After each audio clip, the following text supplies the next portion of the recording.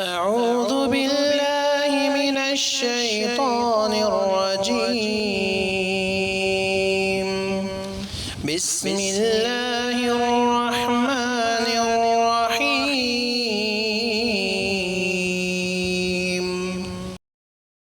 العالمين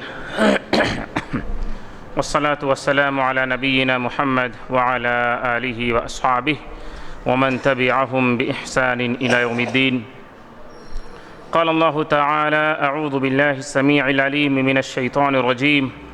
من همزه ونفخه ونفثه وكذلك جعلناكم أمة وسطا لتكونوا شهداء على الناس ويكون الرسول عليكم شهيدا.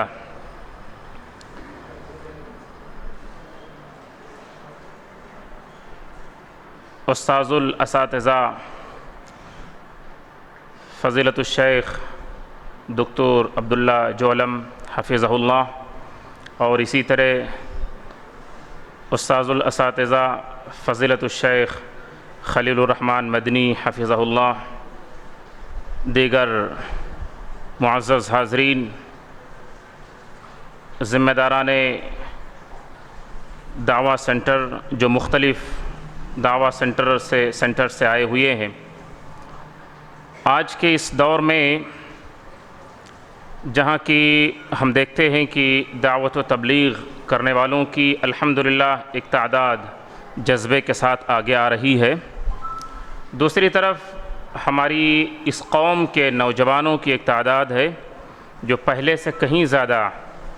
سوشل ورک اور خدمت خلق کے لیے بھی آگے آئی ہے۔ خاص طور سے کووڈ کے زمانے میں سوشل ورک کی جو مثالیں اس قوم نے پیش کی ہیں، وہ چاہے وہ فزیکلی ہو یا وہ مالی ہو، وقت کی قربانی ہو، ہر طرح سے یہ مثال جو اس قوم نے پیش کی ہے کہیں اور آپ کو دیکھنے کو نہیں ملے گی۔ اللہ رب العالمین ہمارے جذبات کو قبول فرمائے اور غلط رنگ چڑھنے سے، غلط رخ پر جانے سے اللہ ہم سب کی حفاظت فرمائے۔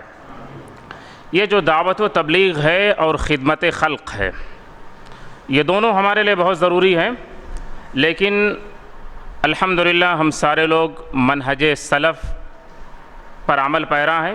اور اسی منہج سلف کی روشنی میں ہم اپنی دعوت اور اپنے تمام کاموں کو انجام دیتے ہیں۔ منہج سلف کا یہ طریقہ اور یہ وتیرہ ہے کہ دعوت و تبلیغ ہو، خدمت خلق ہو، یا ہماری عبادات ہوں، یا جو بھی چیزیں ہوں، اس امت کی ہی یہ خوبی ہے کہ اس امت کو امت وسط بنایا ہے اللہ رب العالمین نے، یعنی ہم اعتدال کے راستے پر ہیں، ایکسٹریم وے میں ہمارے لے جانے کی کوئی گنجائش نہیں ہے۔ ہم امت وسط ہیں، یہ اس امت کا امتیاز ہے اور اس امت کی یہ خوبی ہے۔ اللہ فرماتے ہیں وَكَذَلِكَ جَعَلْنَاكُمْ أُمَّةً وَسَطًا، اسی طرح ہم نے تمہیں امت وسط بنایا ہے کہ جس میں ایک اعتدال ہے، ایک ماڈریشن ہے اور ایک میانہ روی ہے۔ بالکل اس کو ہم مثال سے ایسے سمجھ سکتے ہیں کہ عیسیٰ علیہ السلام کی شخصیت،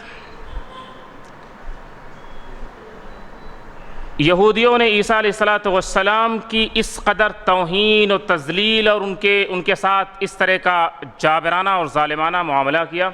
کہ ان کی نبوت اور ان کی رسالت کا نہ صرف انکار کیا بلکہ ان کی جان کے بھی در پہ ہو گئے۔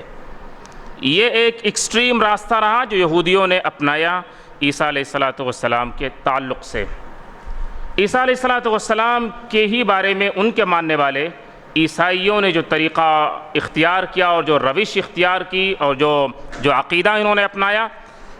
عیسیٰ علیہ السلام کی اتباع اور پیروی میں، ان کی محبت کے نام پر، وہ انہوں نے عیسیٰ علیہ السلام کو اللہ کا نبی اور اللہ کے رسول سے زیادہ اوپر بڑھا کر انہیں ابن اللہ کہہ دیا کہ وہ اللہ کے بیٹے ہیں، نعوذ باللہ، یا ان اللہ ثالث ثلاثہ کی روشنی میں ٹرینٹی کا عقیدہ انہوں نے لا کر لوگوں کے سامنے پیش کر دیا۔ تو یہود اس طرف ایک ایکسٹریم راستے پر گئے اور عیسائی اس طرف ایک ایکسٹریم راستے پر گئے۔ اس امت محمدیہ کو اللہ رب العالمین نے ان دونوں کے بیچ میں رکھا ہے۔ ہم عیسیٰ علیہ السلام کو اللہ کا برحق نبی اور رسول مانتے ہیں، ان کے سچے اور برحق ہونے پر ہم ایمان رکھتے ہیں،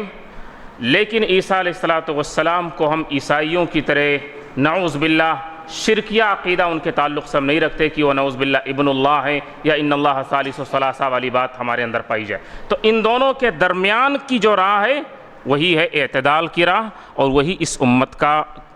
عقیدہ ہے، اور یہی اس امت کا امتیاز ہے، اور اس پر ہمیں قائم رہنا چاہیے۔ یہ جو اعتدال کی بات ہے، یہ اعتدال کی بات ہماری اپنی عبادات میں بھی ہے۔ عبادات کی جن کے بارے میں ہم لوگ یہ جانتے ہیں، فضائل اور اجر و ثواب کی ساری چیزیں، ترغیب سے متعلق بے شمار دلائل ہمارے سامنے ہیں، لیکن عبادات کے باب میں بھی اعتدال کی سخت ضرورت ہے۔ وہ صحیح مسلم کی وہ حدیث مشہور ہے، 3 صحابہ نے جو رسول اللہ صلی اللہ علیہ وسلم کی عبادات سے متاثر ہو کر کے انہوں نے کہا تھا کہ اما انا فاصلی اللیل، کہ میں تو، ایک صحابی نے کہا کہ میں تو اب پوری رات اللہ رب العالمین کی عبادت ہی کرتا رہوں گا، میں سوؤں گا ہی نہیں۔ وقال آخر انا اصوم الدہر ولا افطر، میں ہمیشہ روزہ ہی رکھوں گا، اب کبھی روزہ ہی نہیں توڑوں گا۔ اور تیسرے صحابی نے کہا کہ انا اعتزل النساء فلا اتزوج ابدا، کہ میں اب شادی ہی نہیں کروں گا، عورتوں سے دوری اختیار کر لوں گا، صرف اللہ کی عبادت کی خاطر اپنی ساری زندگی وقف کر دوں گا اور ڈیڈیکیٹ کر دوں گا۔ عبادت کی خاطر انہوں نے یہ بات کہی تھی، لیکن رسول اللہ صلی اللہ علیہ وسلم کو پتہ چلا تو آپ نے فرمایا انتم قلتم کذا و کذا، آپ ہی لوگ ہیں جو اس طرح کی باتیں کہی ہیں۔ اما واللہ انی لاخشاکم للہ واتقاکم لہ ولکنی اصوم وافطر واصلی وارقد واتزوج النساء فمن رغب عن سنتی فلیس منی، میں اللہ عز و جل کا نبی، میں تم میں سب سے زیادہ اللہ سے ڈرنے والا ہوں، میں تم میں سب سے زیادہ متقی اور پرہیزگار ہوں، میں روزہ بھی رکھتا ہوں اور روزے توڑتا بھی ہوں، نفلی روزوں کے بارے میں ہے، میں رات کو نمازیں بھی پڑھتا ہوں اور رات کو نیند بھی کرتا ہوں، میں نے شادیاں بھی کر رکھی ہیں، یہ ہے میرا طریقہ۔ جو شخص میری اس سنت یا میرے اس طریقے سے دوری اختیار کرے یا اس طریقے سے ہٹ کر عبادت کے ہی نام پر کوئی اور طریقہ یا اس سے بڑھ کر طریقہ لانے کی کوشش کرے تو اس کا ایمان، اس کا عقیدہ، اس کا طریقہ، اس کا منہج، اس کا مزاج میری سنت اور میری لائی ہوئی شریعت کے خلاف ہے، اور اس کا بھی تعلق مجھ سے نہیں ہوگا۔ اتنا سخت نوٹس لیا رسول اللہ صلی اللہ علیہ وسلم نے۔ تو اعتدال کے راستے سے کبھی بھی ہٹنا نہیں چاہیے۔ جو دعوت و تبلیغ ہے یقیناً اس امت کا بہت بڑا سرمایہ ہے، بلکہ خیر امت ہونے کے لیے لازم ہے کہ تأمرون بالمعروف وتنہون عن المنکر، یہ خیر امت کے لیے یہی سب سے پہلی صفت بتائی گئی ہے کہ ہم لوگوں کو بھلائیوں کا حکم دیتے ہیں اور برائیوں کو روکتے ہیں۔ اللہ کی ذات پر ہمارا مضبوط اور بہترین اور ٹھوس ایمان ہوتا ہے۔ فلولا نفر من كل فرقة منهم طائفة ليتفقهوا في الدين ولينذروا قومهم إذا رجعوا إليهم لعلهم يحذرون وقال ولتكن منكم أمة يدعون إلى الخير ويأمرون بالمعروف وينهون عن المنكر۔ بے شمار دلائل ہیں۔ ہم سب کے لیے ضروری ہے کہ ہم اللہ کے دین کی تبلیغ اور اس کی اشاعت کریں جہاں تک ہماری پہنچ ہو، جہاں تک ہم سے ممکن ہو، ہم سب کے لیے ضروری ہے۔ ایک بات جانیں لیکن صحیح اور درست طریقے سے اس ایک بات کی تبلیغ کریں، لوگوں تک پہنچائیں، اللہ کے بندوں تک پہنچائیں، یہ سب کچھ ہے، لیکن اس دعوت و تبلیغ میں بھی اعتدال کی سخت ضرورت ہے۔ دعوت و تبلیغ کے نام پر آپ حد سے زیادہ اوور ایموشنل ہو جائیں، حد سے زیادہ آپ جذباتی ہو جائیں، آپ چاہیں کہ ہم اپنے طریقے سے دن رات جیسے چاہیں گے اس طرح کی دعوت و تبلیغ کریں گے تو یقیناً آپ منہج سلف سے ہٹ جائیں گے، اور آپ کی یہ دعوت و تبلیغ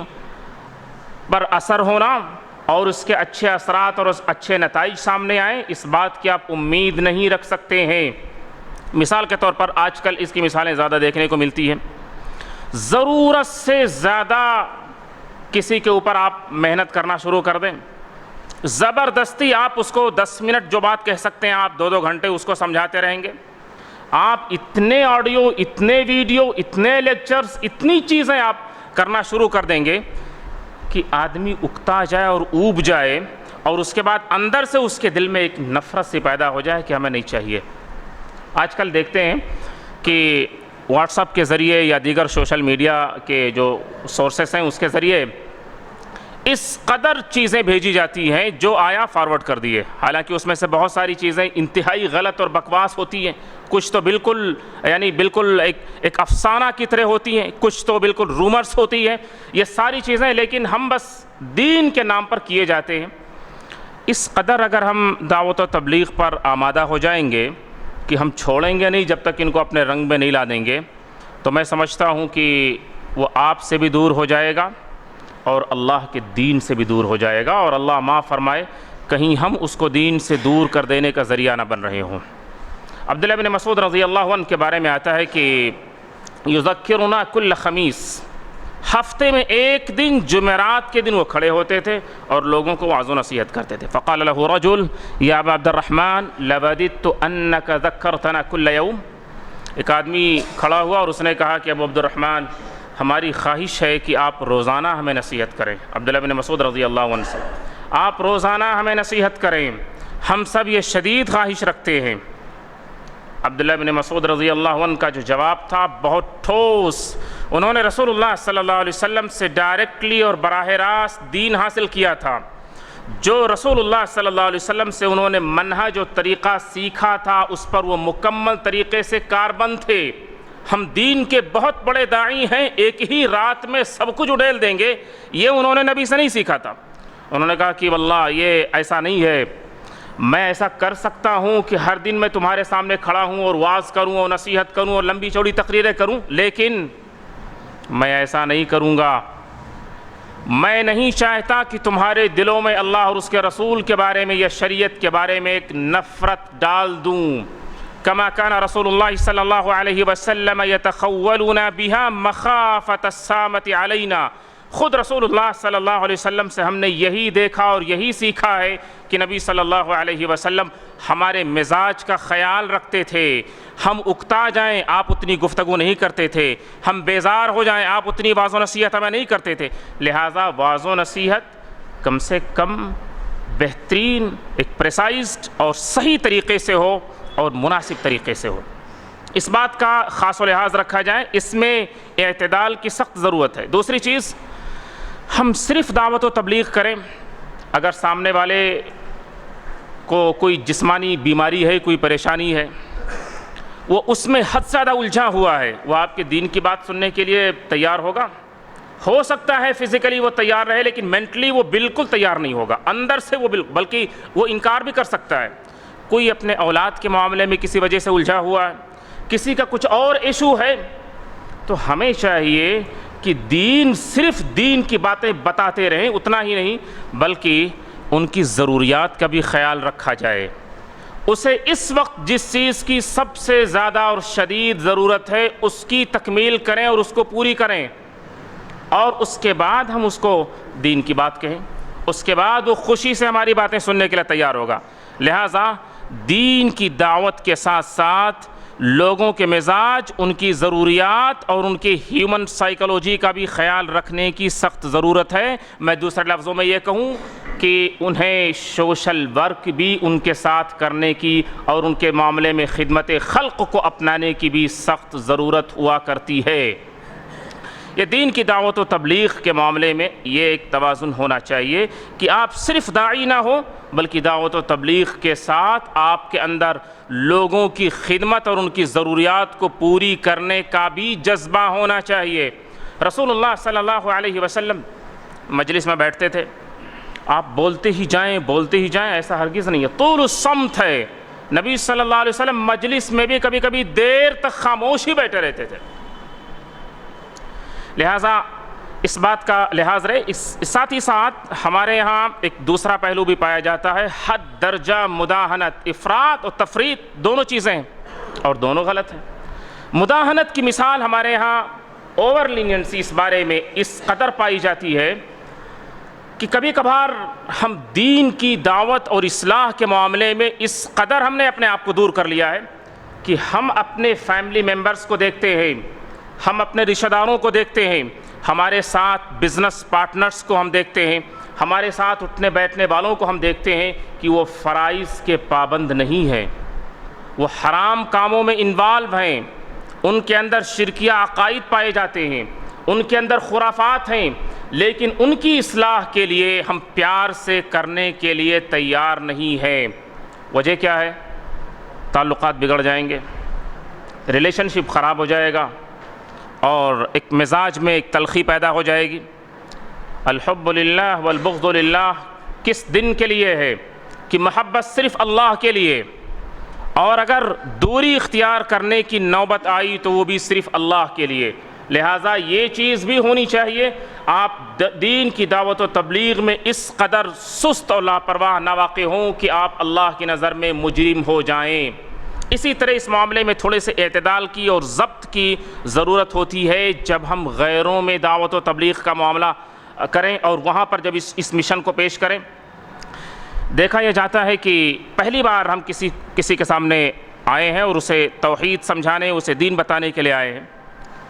پہنچتے ہی پہلی ہی میٹنگ میں ہم اس کو 5 پلرس آف اسلام سمجھا دیتے ہیں اور پورا ڈیٹیل بتا دیتے ہیں۔ کچھ لوگ تو فقہی مسائل بھی، حلال و حرام کے بہت سارے مسائل بھی بتانا شروع کر دیتے ہیں۔ جس کو دین کا کچھ نہیں پتہ، آپ اس کو اتنی ساری تفصیلات بتانے کے لیے پہلی ہی میٹنگ میں شروع ہو گئے۔ معاذ بن جبل رضی اللہ عنہ کی حدیث اس معاملے میں مضبوط اور ٹھوس دلیل ہے کہ جب رسول اللہ صلی اللہ علیہ وسلم نے انہیں یمن کی طرف بھیجا داعی اور مبلغ کی حیثیت سے، تو رسول اللہ صلی اللہ علیہ وسلم نے فرمایا کہ فَدْعُهُمْ إِلَى شَهَادَةِ أَن لَا إِلَهَ إِلَّا اللَّهِ۔ دوسری روایت میں اول ما تکن ہے کہ سب سے پہلی چیز آپ جس کی طرف انہیں دعوت دیں گے وہ لا الہ الا اللہ وانی رسول اللہ، اب لا الہ الا اللہ اور محمد رسول اللہ ہی انہیں سکھلائیں گے۔ جب وہ اس کو مان لیں، جب وہ اس کو فَإِنْهُمْ أَطَاعُوا لِذَلِكَ فَأَعْلِمْهُمْ أَنَّ اللَّهَ افْتَرَضَ عَلَيْهِمْ 5 صلوات فِي كُلِّ يَوْمٍ وَلَيْلَةٍ، جب وہ اس توحید کو سمجھ جائیں، توحید کیا ہے، رسالت کیا ہے، اس کے بعد انہیں بتانا کہ 5 وقت کی نماز فرض ہے۔ جب وہ اس کو بھی مان لیں اور یہ ان کی پریکٹس میں اور ان کی عملی زندگی میں آ جائے، تب پھر انہیں بتانا کہ زکوٰۃ بھی فرض ہے۔ یہ ایک اسٹیجز ہوتے ہیں، یہ بھی اعتدال ہے، یہ بھی حکمت کے اندر آتی ہیں یہ باتیں کہ جس کا ہمیں لحاظ کرنا بہت ضروری ہے۔ دوسرا پہلو خدمت خلق۔ خدمت خلق کے سلسلے میں یہ بات دیکھی گئی ہے کہ ہمارے کچھ احباب، خاص طور سے آج کی ینگ جنریشن کہ جنہوں نے تیزی کے ساتھ خدمت خلق میں اپنا لوہا منوایا ہے، اور سوشل کاموں میں اور ویلفیئر کے کاموں میں اور ایکٹیویٹیز میں الحمدللہ بے مثال خدمات کی ہیں اس قوم کے نوجوانوں نے، لیکن ان کو بھی تھوڑی سی اصلاح کی ضرورت ہے۔ وہ اس خدمت خلق میں بھی اعتدال کو اپنائیں اور اس امت وسط کی خوبی کو ہاتھ سے جانے نہ دیں۔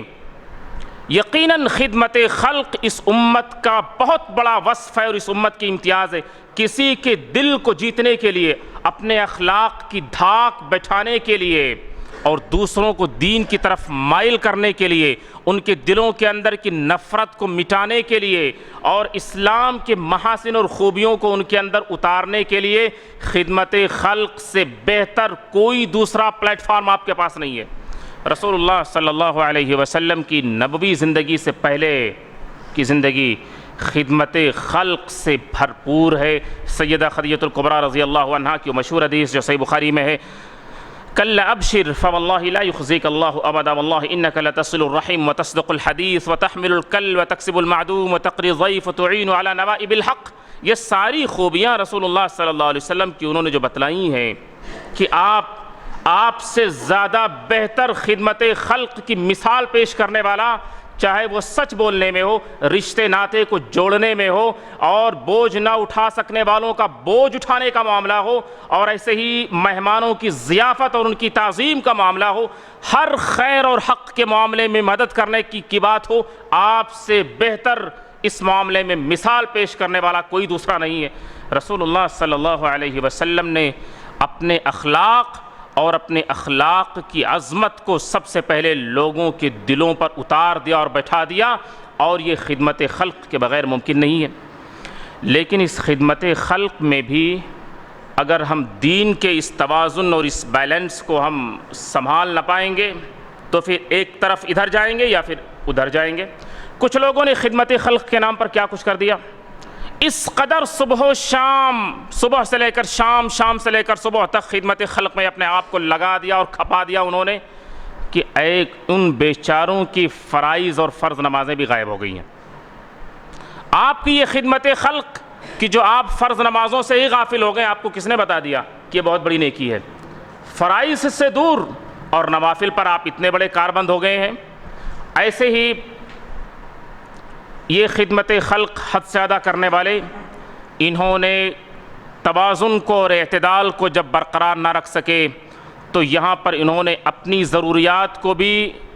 بالائے طاق رکھا، گھر والوں کی جو ذمہ داریاں تھیں اس کو بھی انہوں نے ادھر سے ادھر کر دیا، اور ایسے ہی کچھ اور بھی جو ضروریات تھیں دنیاوی اعتبار سے اس کو بھی انہوں نے مٹا دیا، یا اس حق کو بھی انہوں نے غائب کر دیا اور ختم کر دیا۔ تو خدمت خلق کے نام پر آپ یہ سب کچھ نہیں کر سکتے ہیں۔ سب کچھ خدمت خلق نہیں ہے، خدمت خلق بہت کچھ ہے، لیکن بہرحال سب کچھ نہیں ہے، اور ساری چیزیں اعتدال اور توازن کے ساتھ ہی ہونی چاہیے، اور بیلنس کو اس معاملے میں مینٹین کیا جانا چاہیے۔ آپ دوسروں کا بہت خیال رکھتے ہیں، آپ کے گھر والوں کو بھی آپ نے محروم کر رکھا ہے، آپ نے اپنے رشتہ داروں کو محروم کر رکھا ہے، آپ نے اپنے اعزاء و اقربا کو دور کر رکھا ہے۔ یہ کون سی آپ کی خدمت خلق ہے کہ جو سب سے زیادہ حق رکھتے تھے آپ نے ان کو سب سے زیادہ دور کر دیا، اور جن کا نمبر بعد میں تھا آپ نے ان کو اول نمبر دے دیا؟ تو خدمت خلق کے حوالے سے بھی بہت اعتدال کی ضرورت ہے۔ وَابْتَغِ فِيمَا آتَاكَ اللَّهُ الدَّارَ الْآخِرَةَ وَلَا تَنْسَ نَصِيبَكَ مِنَ الدُّنْيَا وَأَحْسِنْ كَمَا أَحْسَنَ اللَّهُ إِلَيْكَ۔ جو دنیاوی ضروریات ہیں، جو ہماری دنیاوی چیزوں سے جو چیزیں تعلق رکھتی ہیں اور وہ ہمارے واجبات میں سے ہیں، وہ ذمہ داریاں اور ان کو نبھانا اور ان کو ادا کرنا بھی ہمارے لیے ضروری ہے اور شرعی طور پر ضروری ہے۔ دنیا کی چیزوں کو بھی ہم بالائے طاق نہیں رکھ سکتے کہ اب ہمیں ان چیزوں سے کوئی سروکار نہیں، ہم نے اپنے آپ کو ڈیڈیکیٹ کر دیا ہے۔ تو یہی ایک آپ بڑا فرق دیکھیں گے دوسروں میں اور ہمارے میں۔ خدمت خلق کا جذبہ مدر ٹریسا کو دنیاوی اعتبار سے مثال کے طور پر پیش کی جا سکتی ہے، لیکن ہمارے یہاں جو توازن ہے وہ بہت بے مثال اور بہت زبردست ہے کہ ہم بہت اچھی طرح سے فرائض کو بھی جانتے ہیں، واجبات کو بھی سمجھتے ہیں، نوافل و مستحبات کو بھی ہم جانتے ہیں، اور سب کو ان کے درجوں اور ان کے لیول پر ہم رکھتے ہیں۔ ہم مکس اپ نہیں کرتے یا ادھر سے ادھر ہم معاملے کو نہیں کرتے۔ تو یہ ایک توازن اور ایک اعتدال ہے کہ جس کو مینٹین کرنے کی اور جس کو برقرار رکھنے کی امت کو سخت ضرورت ہے، اور نئی نسل کو اس کی ضرورت ہے، بالخصوص جو لوگ دعویٰ کے فیلڈ اور میدان میں ہیں ان کو خاص طور سے ان چیزوں کو سمجھنے کی اور ان کو بروئے کار لانے کی ضرورت ہے۔ اللہ ہم سب کو ہر معاملے میں خیر کی توفیق عطا فرمائے، اور اللہ عز و جل ہمیں امت وسط کی جو خوبیاں ہیں، اس امت کا جو امتیاز ہے اور جو امتیازی وصف ہے، اللہ ہم سب کو اس پر برقرار رکھے اور ان کو اپنانے کی اور مرتے دم تک ان کو قائم رکھنے کی توفیق عطا فرمائے۔ ہر طرح کی فتنہ، شر، فساد سے اللہ ہم سب کی حفاظت فرمائے۔ آمین۔ اقول قولی ھذا واستغفر اللہ لی ولکم ولسائر المسلمین۔